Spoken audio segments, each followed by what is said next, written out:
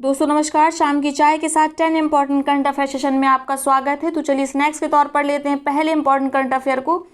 भारत ने democratic people's republic of north Korea को कितने मिलियन अमेरिकी डॉलर की चिकित्सा सहायता प्रदान की है? तो 1 मिलियन अमेरिकी डॉलर की चिकित्सा सहायता भारत ने नॉर्थ कोरिया को प्रदान की है।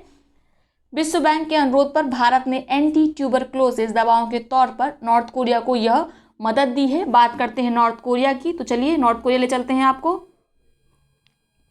ये आप देख पा रहे हैं, ये है नॉर्थ कोरिया। यहाँ की राजधानी है प्योंगयांग। यहाँ के सुप्रीम लीडर या तानाशाह इनको कह सकते हैं, कौन है? Kim Jong Un. साथ में आपको याद रखना है, नॉर्थ कोरिया और साउथ कोरिया के बीच सीमा निर्धारण करती है 38 नॉर्थ पैरेलल लाइन। ठीक है, ये कई बार पूछा गया है प्रश्न, इसको बिल्कुल याद रखिएगा। और साथ में आप जानते होंगे साउथ कोरिया की राजधानी क्या है? सियोल है। हाल ही में किस क्रिकेट बोर्ड ने अपने मुख्य कार्यकारी अधिकारी सीईओ लुत्फुल्लाह स्टेनिकजई को पद से बर्खास्त कर दिया है? तो अभी हाल में अफगानिस्तान क्रिकेट बोर्ड ने अपने सीईओ लुत्फुल्लाह को पद से बर्खास्त कर दिया है।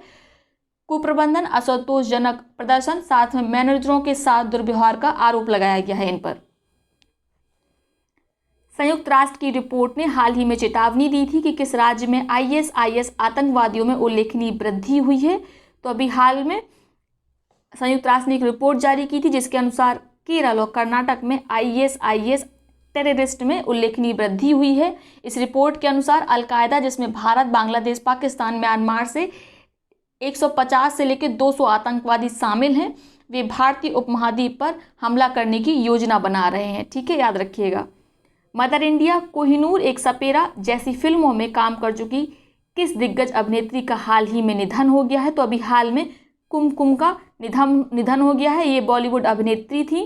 ठीक है, याद रखिएगा। भारत ने यूरोपीय संघ के साथ वैज्ञानिक सहयोग समझौता को कितने साल के लिए नवीनीकरण करने की घोषणा की है? तो 5 साल के लिए। ठीक है, 15वें भारत यूरोपीय संघ शिखर सम्मेलन के दौरान दोनों पक्ष 2025 तक वैज्ञानिक सहयोग पर समझौता का नवीनीकरण करने पर सहमत हुए थे, जिसके बाद अब नवीनीकरण कर दिया गया है। रूस ने किस देश को S-400 मिसाइल सुरक्षा प्रणाली की आपूर्ति पर रोक लगा दी है? तो हाल में रूस ने चीन को S-400 मिसाइल सुरक्षा प्रणाली की डिलीवरी पर रोक लगा दी है। रूस ने कहा है कि भविष्य में डिलीवरी की तिथि दोबारा निर्धारित की जाएगी। यदि हम बात करें S-400 मिसाइल की, तो ये उन्नत मिसाइल प्रणाली है। ठीक है, यह सतह से हवा में मार करती हैं। यह 400 किलोमीटर की दूरी और 300 किलोमीटर ऊंचाई के लक्ष्य को भेदने में सक्षम है। हाल ही में किस देश ने टिकटॉक के प्रयोग पर 5 महिलाओं को 2 साल की सजा सुनाई है? तो अभी हाल में मिस्र देश ने टिकटॉक के प्रयोग पर 5 महिलाओं को 2 साल की सजा सुनाई है। ना केवल 2 साल की सजा, बल्कि 14 लाख रुपए का जुर्माना भी लगाया गया है। इन पर समाज का माहौल खराब करने, पारिवारिक मूल्यों को क्षति पहुंचाने का आरोप लगाया गया था।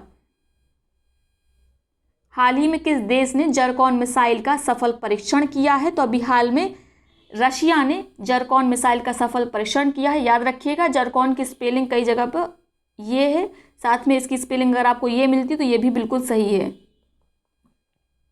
ठीक है, इसकी स्पीड कितनी है? 74,000 किलोमीटर पर आवर। ठीक है, रूस की कैपिटल आप जानते हैं मॉस्को है। साथ में आप करेंसी जानते हैं, क्या है यहाँ की करेंसी? Russian rouble. और यहाँ के प्रेसिडेंट हैं व्लादिमीर पुतिन, जो 2036 तक इसी पद पर बने रहेंगे। हाल ही में आईआरसीटीसी के साथ मिलकर किस बैंक ने संपर्क रहित कार्ड लॉन्च किया है? तो एसबीआई ने आईआरसीटीसी के साथ मिलकर संपर्क रहित कार्ड लॉन्च किया है। याद रखिएगा, इंपॉर्टेंट है। हाल ही में quest for restoring financial stability in India पुस्तक किसने लिखी है? तो ये पुस्तक लिखी है विरल आचार्य ने। ठीक है, याद रखिएगा पुस्तक का नाम quest for restoring financial stability in India. Quest का मतलब है क्वेश्चन। विरल आचार्य कौन है? ये रिजर्व बैंक ऑफ इंडिया के पूर्व डिप्टी गवर्नर थे। ठीक है,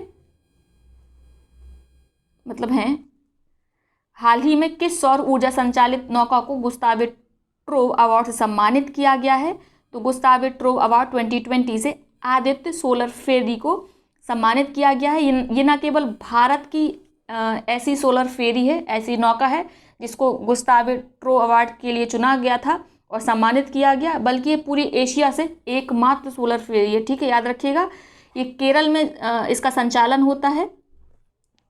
आदित्य सोलर फेरी का मुख्य आकर्षण क्या है कि इसके परिचालन की लागत बहुत कम है, साथ में ये पोल्यूशन फ्री है क्योंकि ये सौर ऊर्जा से चलती है। ठीक है, तो ये हैं आज के 10 इंपॉर्टेंट प्रश्न। आई होप सेशन आपको पसंद आया होगा। वीडियो अच्छी लगी तो वीडियो को लाइक करें, साथ ही अपने मित्रों सहपाठियों के साथ इसे शेयर करना बिल्कुल ना भूलें। बहुत बहुत धन्यवाद।